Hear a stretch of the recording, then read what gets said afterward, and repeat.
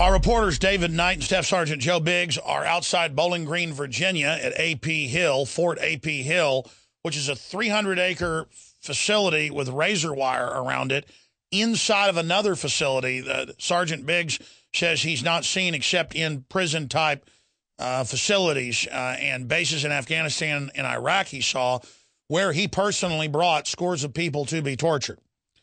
And anybody that doubts Joe Biggs' credentials, he's had major Esquire pieces done on him with embedded reporters, some of the heaviest fighting in Afghanistan and Iraq as well, in a piece worked on for over a year with the late Michael Hastings of Rolling Stone, before that Vanity Fair. And he's a very credible witness, and he's saying it looked like a torture facility to him. They've now come out of the tunnel where we lost video audio feeds. What did you find down the railway tunnel, Staff Sergeant Joe Biggs? It's a pretty in-depth subway station. As you can tell, a little winded. We had to do some climbing to get in through there. It smells like pure gasoline, but we got it under the subway car itself, and you could see the map, and it is actually Washington, D.C. I mean, it is in-depth. It's pretty crazy, the amount of money you can tell they spent on this, and they definitely put it to use. But right over here, though, what I noticed before we were walking down here, there's some helicopter landing zones, so they have LZ pads set up too as well. Now, again, you're just here calmly talking with you, a witness to torture in Afghanistan and Iraq, and then now we're just here, and you're saying, yeah, looks like an interrogation area, looks like a torture box. Explain to people from your expert view what this place looks like.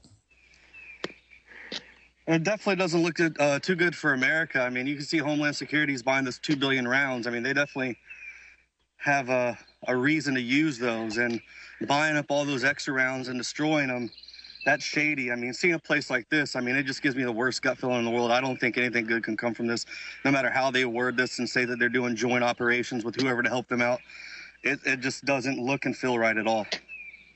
And the one building over there, though, I mean, to the T, looks like an interrogation room that we had helped build in Afghanistan, where we would bring in, crop owners, people who had opium fields, things like that, and these guys would talk to them.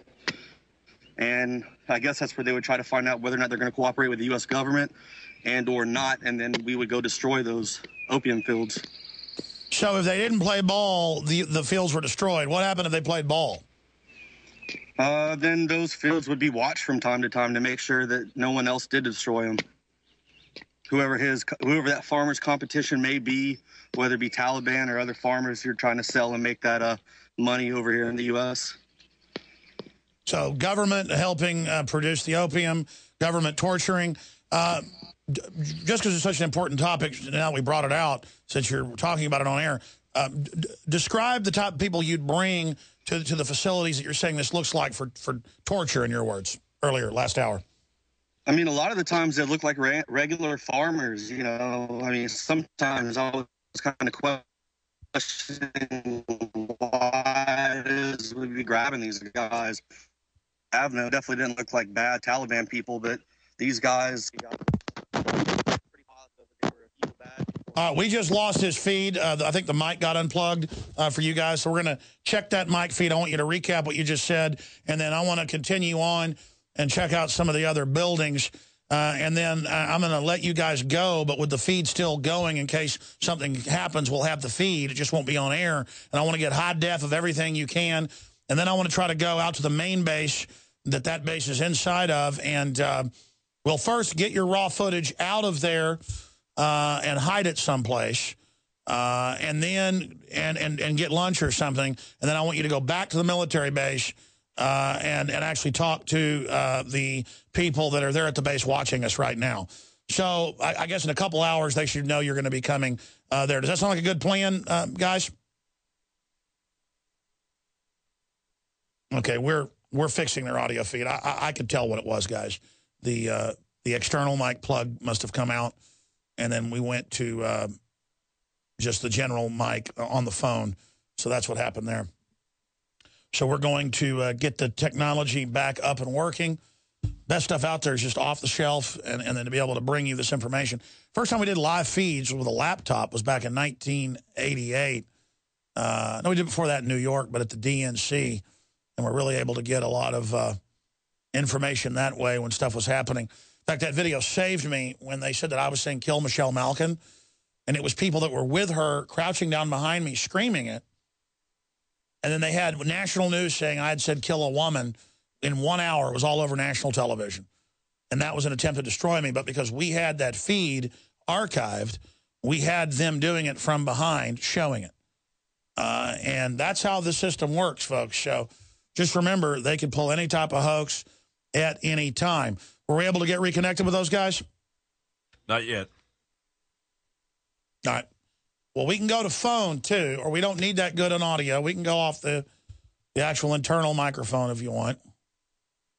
Were we able to get them the message that it was a yes, we did. Mic issue? Yeah. They're checking the mic on the... All right, whatever. Thanks. Doesn't matter. I've run off with a couple of the company phones using them for stuff. I need to bring those back so they have backup. I know they have 2 phones, but that's not enough. All right, continuing here, ladies and gentlemen, there's a lot of other news we haven't gotten to yet, but this is the type of on-the-ground reporting that we bring you. And this is just amazing news that is unfolding right now, because Biggs has told me privately about stuff. A lot of stuff has come out in the news about all the people they would go grab and take them to be tortured, and the screaming and the rest of it, and the bloody rags that would come out when they were done with them. Sometimes they were just put on helicopters and disappeared. And people just need to stop being naive and understand this is going on everywhere. And it wasn't about defeating al-Qaeda or the Taliban. It was about controlling hundreds of billions a year of opium coming out of Afghanistan. And it was producing about 7% of world supply in 2001. It's now producing 93%, according to Interpol, of world opium that's turned into heroin. And the heroin is just everywhere now in the streets, all over the place. I go on the hike and bike trail, never saw this before. There's just needles all over the place. People are just on heroin all over the place. And because it's so cheap, it's just pouring out on the streets. And just like Vietnam, you know who's bringing it in. The big banks using the military, compartmentalized, to guard the opium fields or burn the ones that, they don't control. And it's pretty outrageous to see all this unfolding and to see all of this going on in this country.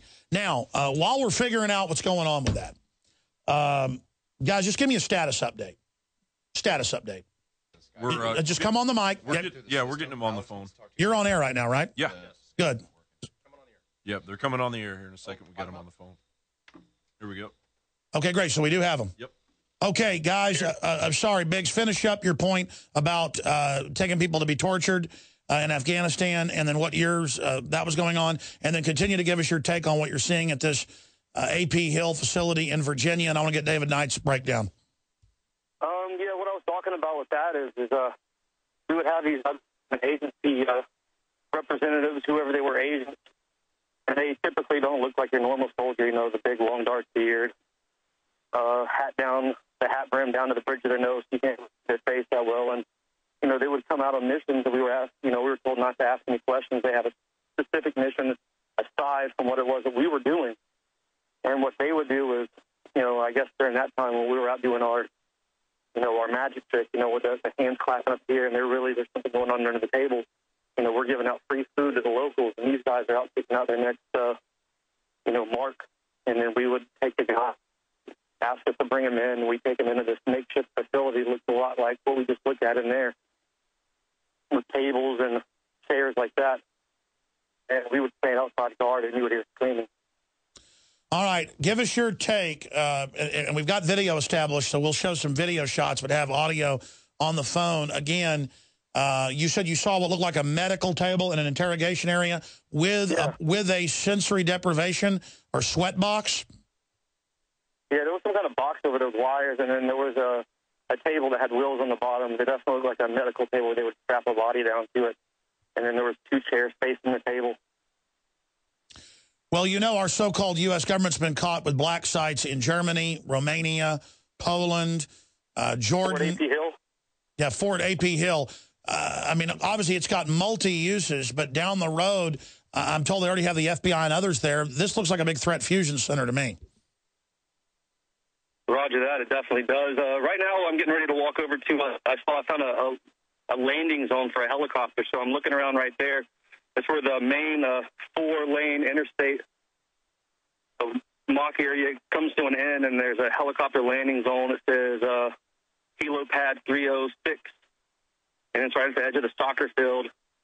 Be sure and get footage of the concertina wire, because we're showing photos in Poland of a real CIA torture base, and it looks just like the internal base that you're on, similar to Camp X-Ray that is within the larger Guantanamo Bay facility. Yeah, you can see the sea wire that kind of goes around on the edge of the soccer field. So, I mean, that doesn't look like a place where I'd want to play soccer at, Alex. A big fence with concertina wire. That doesn't look like a happy place to all around. Well, let's get HD footage of the concertina wire and continue to go through the area. I'm going to get some comments from David Knight in the next segment, but you guys just get all the HD you can.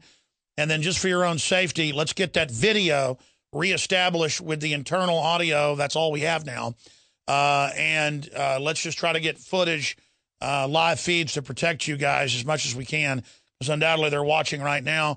And then, like I said, go get lunch, squirrel your footage away, and I want you to go onto the main base and talk, go in and demand answers. We got the video and audio reestablished with our reporters Joe Biggs and David Knight, and they're going to continue to inspect the facility. Then it's inside a military base. They're going to go to the greater military base and try to talk to the people that have been stonewalling us.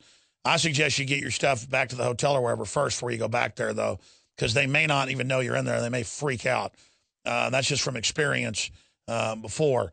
So, Biggs, closing comments from you on this right now. We'll continue with the live feed in the background without audio off and on for your safety. And then I want to get David Knight's quick take on this as well. So far, like I said, we've seen a lot of detailed structures out here from the inside and from the out. The interesting part is those chambers over there where the medical tables were as well, and that underground part that led to some kind of holding area under that building. That's a bit eerie. We walked into the metro subway area. That was very detailed, way deep down underground too. And you could definitely see that the map of all the DC roads. And about 20 minutes ago, that bus pulled in. Are you going to go over and see if anybody's in that? Yeah, we're going to walk up to it right now. I know they're training police nationwide to drive buses during emergencies. David Knight? I hear more vehicles right now. Oh, you hear more vehicles. Oh, so. Yeah, that would be out on the outside road, though, because we're getting close to the corner of the place.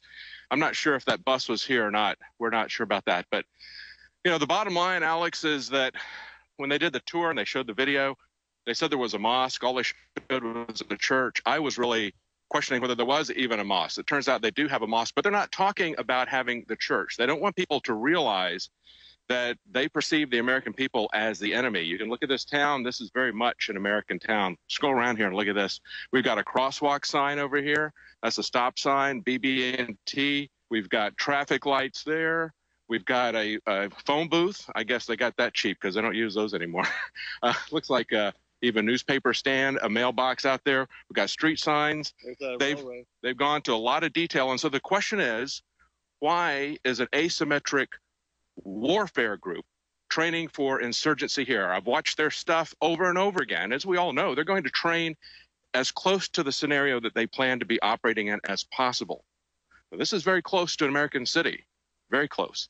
And in the past, what they've done is they've erected these building shells, and a lot of these buildings, even though they're finished to some detail, most of them are unfinished cinder block, but they do have windows, they've got doors, locks, that sort of thing.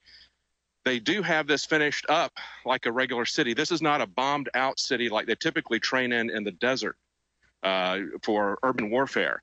As we were talking about this before, they typically put that out in the desert. They've just got the shells of buildings because they've already gone in with airstrikes.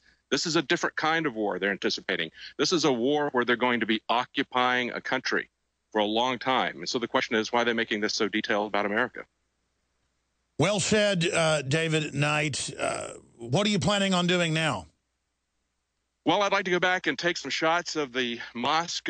We lost reception when we went in there, so we couldn't. We had to go back outside again, so I'd like to take some HD footage of that. just want to get some more HD footage. I think we've gotten into all the places that are open. So We'll try that fire department. yeah, we'll try the fire department. Let me put the overhead back up, and I'll mention all the buildings and see if you've been to them. Let's put that map back up if we can, and I'll mention them. You've been to the soccer area? Have you been to the school? The school. School's across from the mosque, right by the soccer field. They didn't really have it. Well, okay, what they're calling the school then is that building. That was the building we call the torture center. I don't know. Yeah, maybe that had some connection. Well, you've got the UKN. Have you been to that?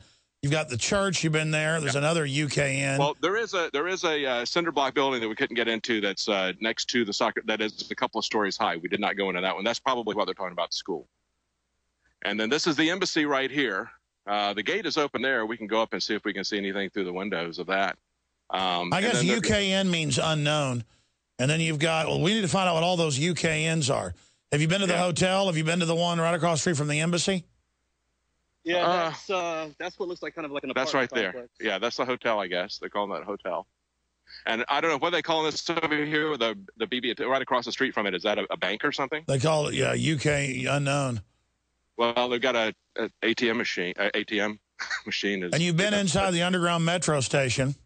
Yes. All right. Well, again, you're at Fort A.P. Hill in Virginia, and they did not respond to our calls and our letters and our emails. So we're there, and we've got a financial expert, Harry Dent, joining us for the first 30 minutes of the next hour. But I'll come back to you guys, I guess, when you go live into the actual military base where the officers are at. That's going to be coming up. But continue. A lot of these windows, again, are totally blacked out and chromed out where you can't find out what's inside of them. Wouldn't we like to find out what's going on inside these buildings?